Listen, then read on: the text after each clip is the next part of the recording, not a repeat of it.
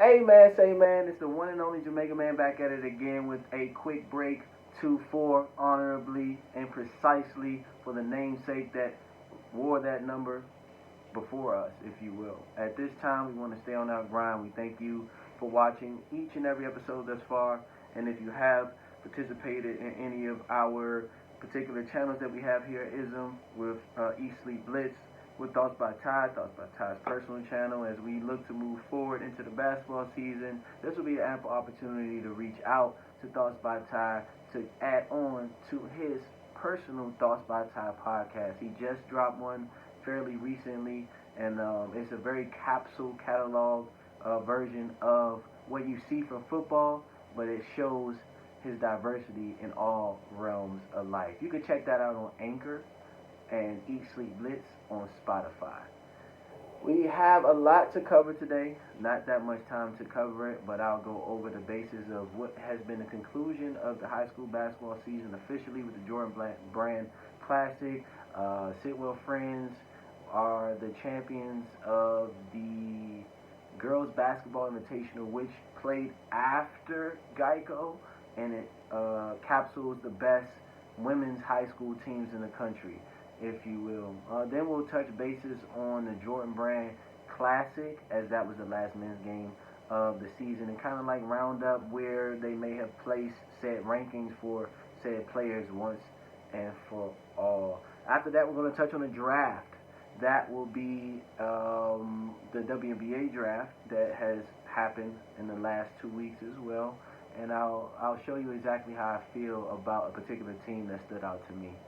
And I believe after that, we'll touch on the playoffs thus far. And as you know, we are going into Game 3.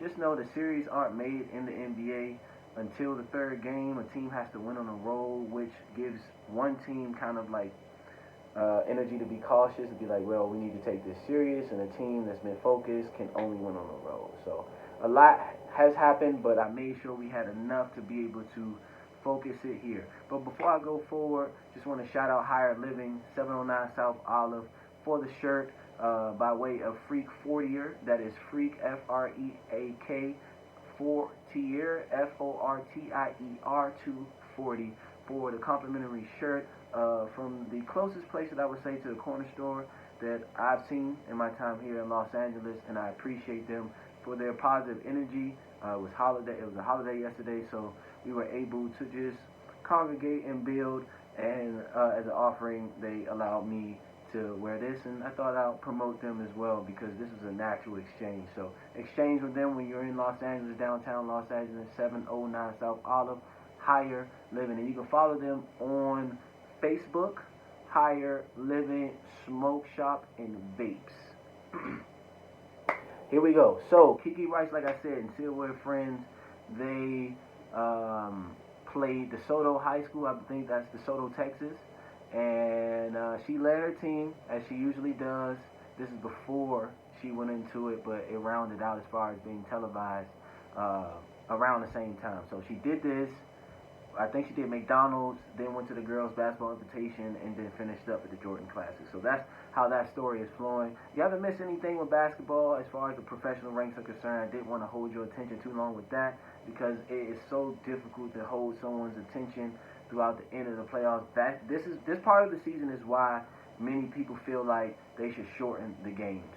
And although I disagree with that because of the development of the young players, I feel like it's fair to help you understand how to organize what's going on. So as the NBA season is finishing, the high school season is finishing, the college season has finished as far as the championship is concerned. Kansas, we covered that in the last episode.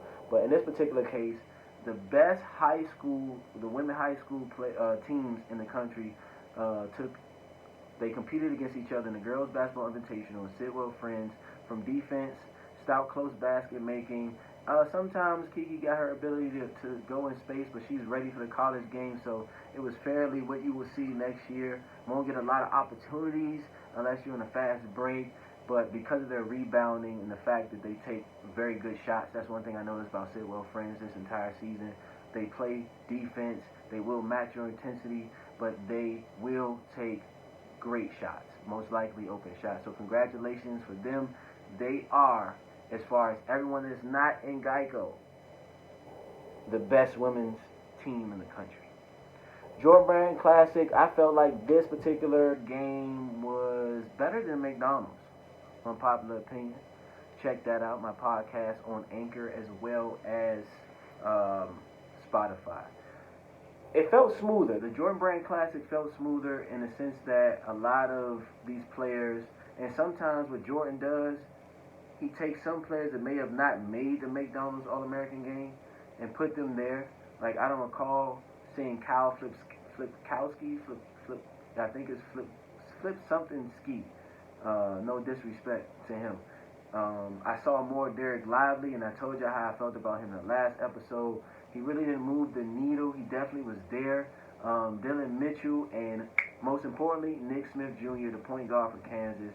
He stood out to me. It felt more professional. It felt more semi-pro than it did collegiate, like the McDonald's All-American game or Geico felt.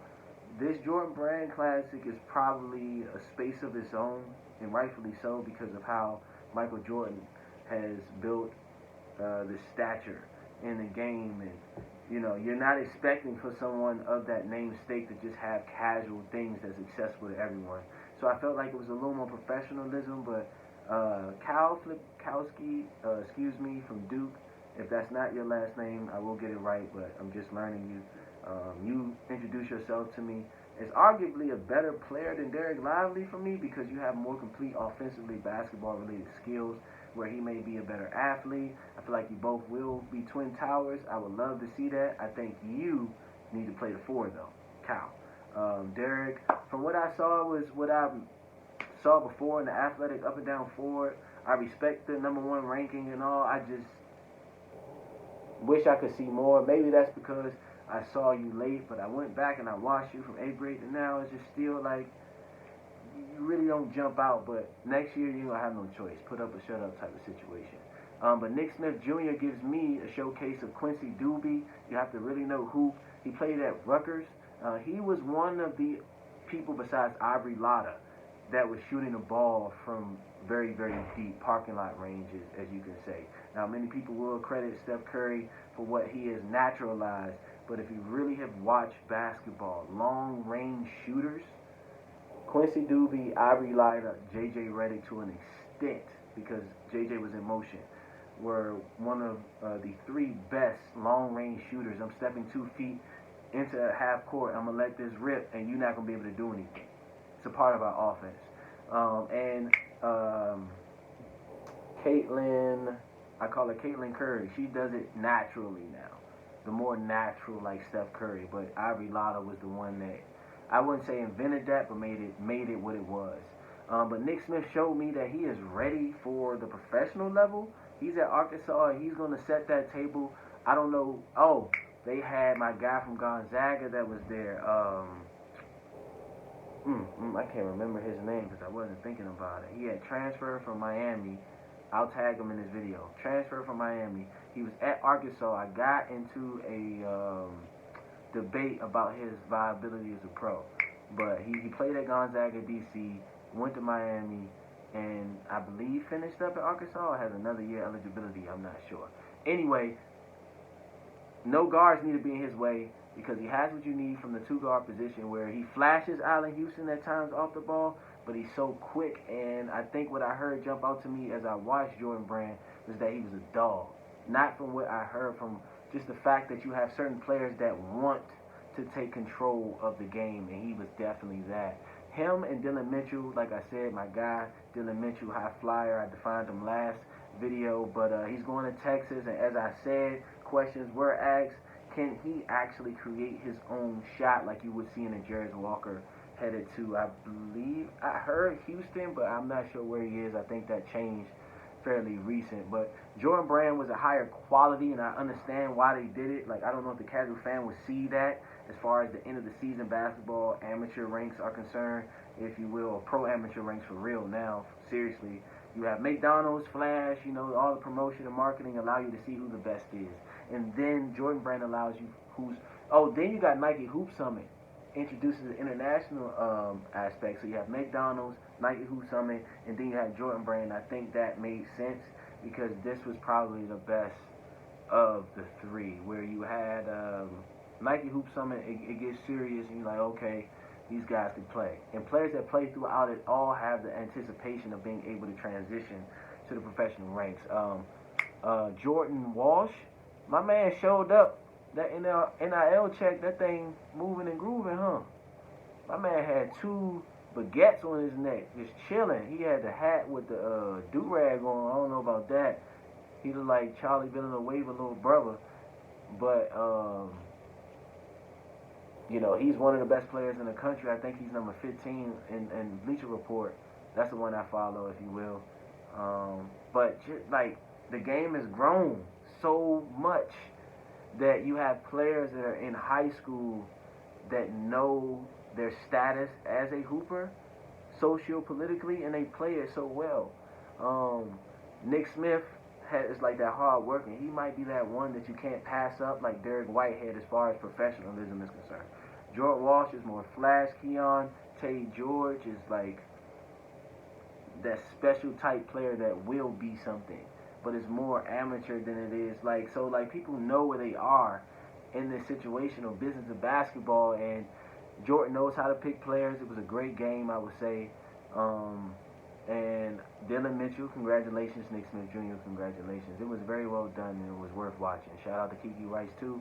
Another one on the belt. And I'm not sure if you were the best female or woman high school player in the country, but I wouldn't be surprised. Now, the WNBA, let's get there. Ryan Howard of Kentucky, I spoke about how they were able to beat South Carolina this season. She was an integral part in that. The WNBA thought, in my personal opinion, outside of Alea Boston, she was the best player available, and she went number 1. I wanted to focus on the fact that Alea Boston could have left, but decided to return, and that narrative wasn't something you would get with the women's hoop game beforehand, but that is the truth now. So Ryan Howard goes number 1. She's a two-way forward with guard ability out of Kentucky. Can guard your best player, but also will be able to score on your best defender.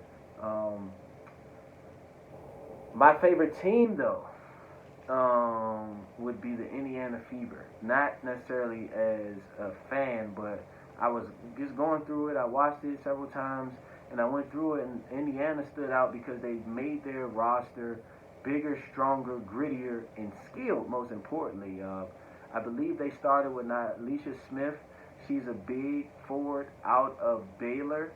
Baylor's a gritty, hard-nosed situation. She's a face-up, back to the basket, complete forward. That's a forward, but she really could play center in spots, if you will. She had to put the ball on the floor in a front court situation.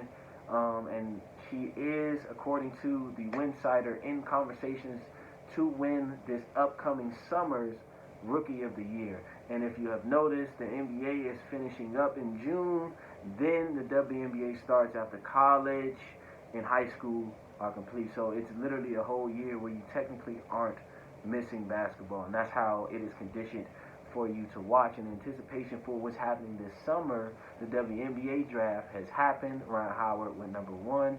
And we have Indiana, in my opinion, that's standing out because you bring in a big forward like that. Then you go get Emily Exler out of Louisville. And I saw her before I knew who she was in tape. Hard-nosed, gritty person. She's going to put her nose on the rim.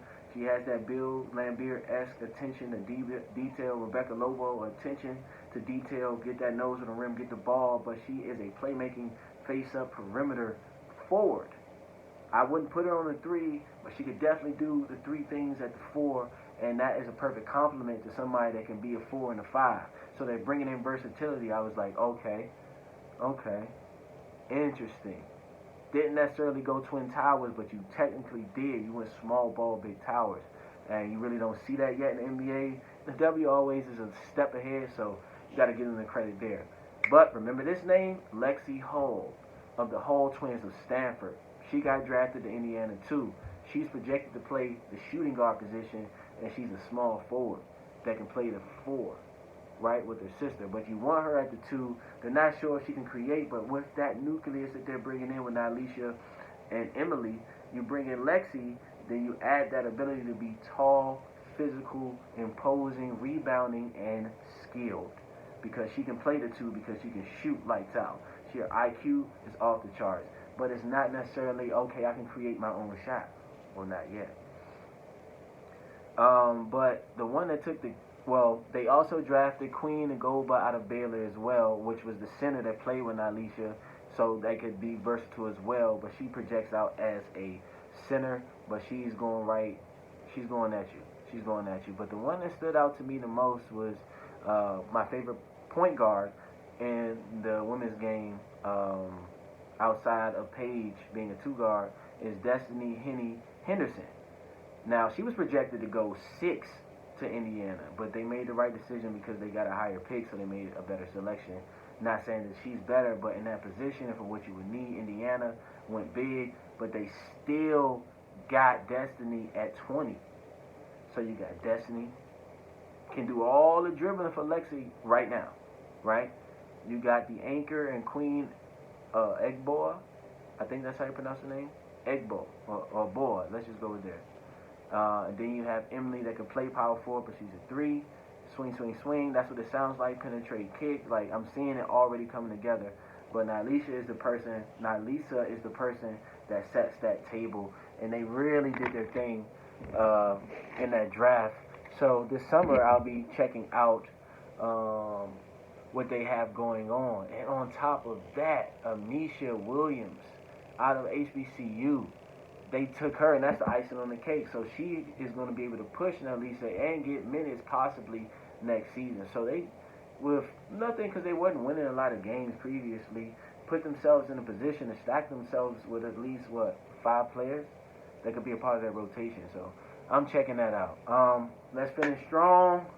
Told you it's not too long. I'm Jamaica Man. This is Quick Break number 24.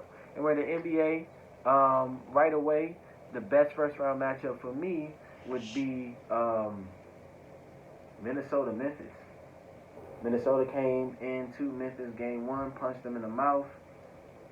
John and boys said, all right. Gave them the return fire in game 2. And the consistency is okay.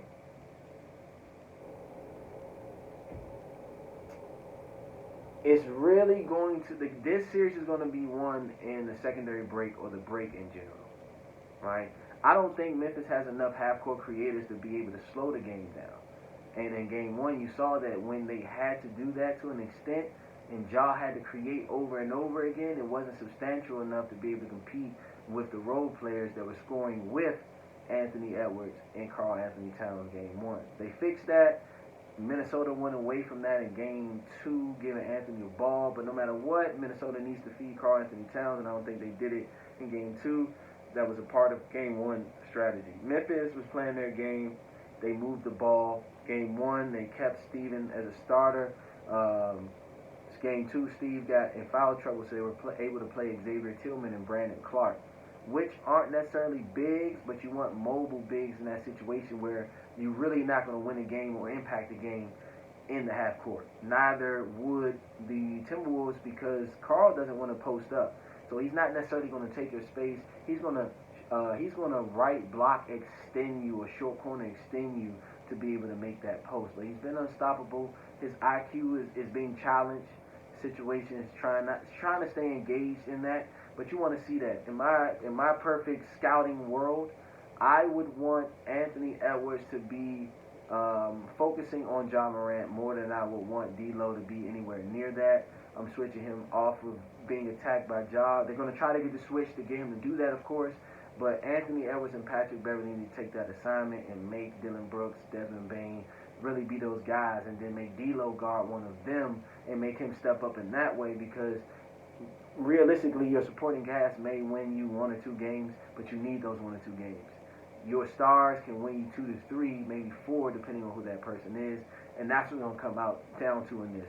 We are witnessing a blossoming of not just Memphis, but Minnesota is one of those teams that we will have to respect going forward, similar to what we saw with the Suns making the play-in and then making the finals and then being a title contender outside of what they are experiencing with injuries, and I'll go into that a little bit later. But yeah, this is something that can go either way. I thought Minnesota would get them in 6, but because you are not sure of Chris Finch's of Minnesota, his coaching ability when it comes to offense, I'm not necessarily sure if they're going to allow for Memphis to not do what they always have done by attacking, remaining aggressive, because game 2 just came down to attempts. Although Ja played very well, it wasn't that efficient elsewhere, but they just kept the hammer away. So I still am going Minnesota because I just think Carl is a better big than Jaren, but I wouldn't be surprised if they could beat him in 7, Memphis in 7, or Minnesota in 6. Where I want to go? Okay, Brooklyn, Boston. Another important series because offense meets defense again. According to the volume, I check that out sometimes for intel. They are claiming that Boston is the best defensive team in basketball because of Milwaukee's decline, but Coach Ime Udoka's impact on the Celtics and how, it's led to Marcus Smart receiving his Defensive Player of the Year this year. Congratulations, DOP. And maybe so. I know the nucleus of guarding the 3 and all of that. I talk about that all the time, but this is a new perspective here. What Boston did in game 1 was compete with Brooklyn in their scoring output.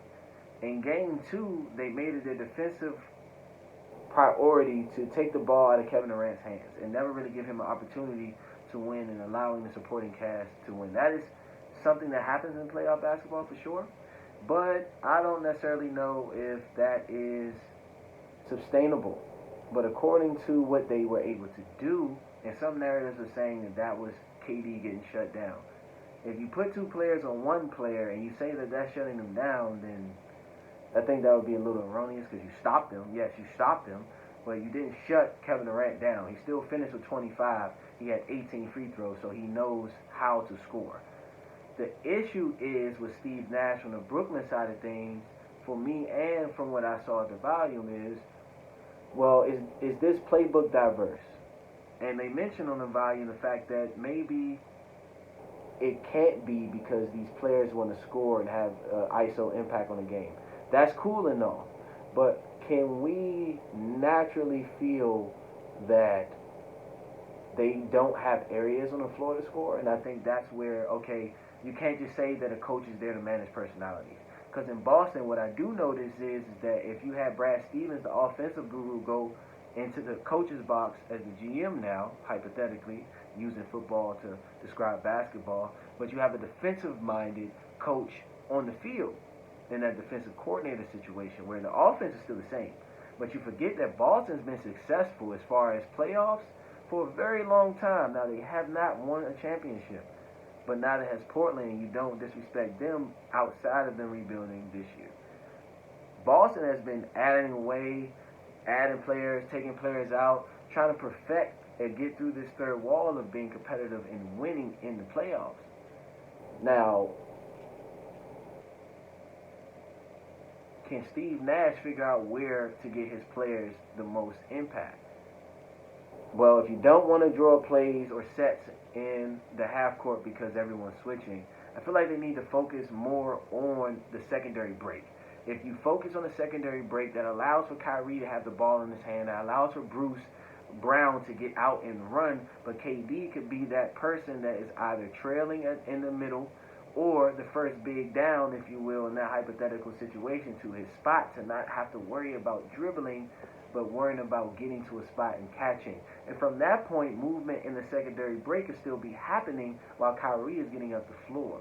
If you can make Boston guard you away from the rim, you have them further away from your ability to get to the rim, if that makes sense. So I think that's some things that should be considered going forward. I still have Brooklyn being able to pull it out because I think they figure it out. Dallas, Utah. That's how I feel about that.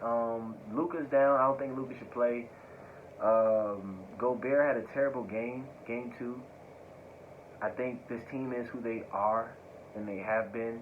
For the same amount of time Boston's been successful with the young core that they had that is now officially, like, more so 2-3 years into being veterans, I think Utah is who they are. So if they can pull out wins through their jump shooting, maybe so. If Donovan Mitchell can dominate that much more with a weaker roster, possibly. But Jalen Brunson just gave them 41 to win Game 2. So that still could go either way, and that's an indictment on Utah because Utah should be better than that. If they were the number one team at some point this year, they shouldn't be in a position to feel like Dallas should even be in their category right now, especially without Porzingis, especially without Luka. You just have a supporting cast of players that need to get paid, and they're going to play hard. So that's that. I still got Utah and 6 if they really have the fortitude to hold it out. Phoenix, New Orleans. We expected them to win Game 1. I respected that Willie Green kind of took my advice of what I was saying to another scoring situation in Brooklyn just now, where he took the ball out of Brandon Ingram's hands Game 2, allowed for Trey and Herb to be more impactful on the wings, and where Brandon would get those shots, he would get to his spots and score immediately to avoid double teams. Problems scoring, if that makes sense. So that put him in a position to get 37 that night, and they won because CJ was able to tether them with scoring, and Herb and Trey were able to tether CJ. And I don't know if that's sustainable, but Devin Booker's out, so maybe they can get a game or two. But if Willie's had this inertia to be that guy, like, man, maybe he can coach, maybe he can. I think. Because not on the skill base, but he's shown improvement with the roster, the changes. Okay, David Griffin put the team together, but he's making it work, so I'm giving him that credit for, like, it's not no slouch to beat the number one team in the West, arguably the league. Devin got hurt during the game, but they were able to make that work, and you got to give him his credit for that. So I wanted to catch myself before I made it seem like Willie Green isn't a good coach. Then you have Milwaukee, Chicago. The first game, they dominated Milwaukee with last year type of, this is how we won last year, this is what we're going to do this year as far as being the more aggressive defensive team, rebounding team, getting to the rim and making shots when they can. Yeah, that kind of didn't work in Game 2. Chris Middleton gets hurt. DeMar DeRozan plays out of his mind. I think he had 41. I don't know if it can go either way yet, but it seems like it's getting there. So it's like in the East, although all of these teams play very well to get to this point, injuries, and it's starting to shake out to be like where the matchups are becoming actual matchups where it's competitive. You like, maybe this works. Maybe this could work. Maybe it's entertaining. So it works for the league, but as far as what you may have thought of Milwaukee, it's not the same Milwaukee team, and officially it's not the same Phoenix team. And injuries are a thing of the playoffs, and stay tuned for that. I got Milwaukee in 5, maybe 4 prior to, so maybe it goes to 6 games now. So Milwaukee in 6 because of the injury to Chris Middleton. Philly, Toronto, it seems like it's a brawl, and only one person is brawling. It's very physical. Embiid just won Game 2 on a terrible play drawn up, but he got a shot off. And, like I said, in the playoffs, you get to realize that these teams are what they are. So whatever they're good at, whatever works. It's not that entertaining of a series for me personally, so I peek my head in when I can. Miami, Atlanta's the same way because Trae Young is just by himself. They are playing their draft pick, number 10 he was number 10 out of recently USC. They're playing him, Ochoa, I think his name is. But other than that, I like to see Jimmy Butler being healthy. It seems to have gotten bigger and stronger, if you will. But other than that, just wait for Miami to finish them off. Maybe they can beat them. But last but not least, if I'm not mistaken, the game that I'm tuning in, besides Milwaukee, Minnesota, is Golden State, Denver. Death lineup rumors are coming back up. It's for a reason. First game, Steph Curry comes off the bench. Jordan Poole has 30. Now, Steph Curry plays 23 minutes. Game 1 has 30. And I think it's a repetitive process, Game 2. They blew out Denver. Denver was frustrated, arguing with each other, arguing with the ref because they know they can't get into their business. I want y'all to see how the Nuggets look out there, because I told y'all about that. I told y'all about Golden State and what they were doing. They still haven't played Jonathan Kuminga, and they still haven't played Moses Moody, and they cook it. I'll say this, because I don't want to hold you too long, 30 minutes now. If Golden State sweeps Denver, would you believe me? I think they could do that. Not saying they can, or not saying they will. I feel like they are skilled enough to do that.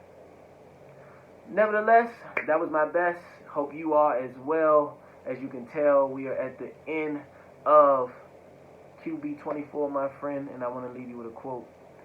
Good and evil, they are the mother of intentions. Not knowing your own is the worst evil of them all. And remember, it's in you, not on you. Yes.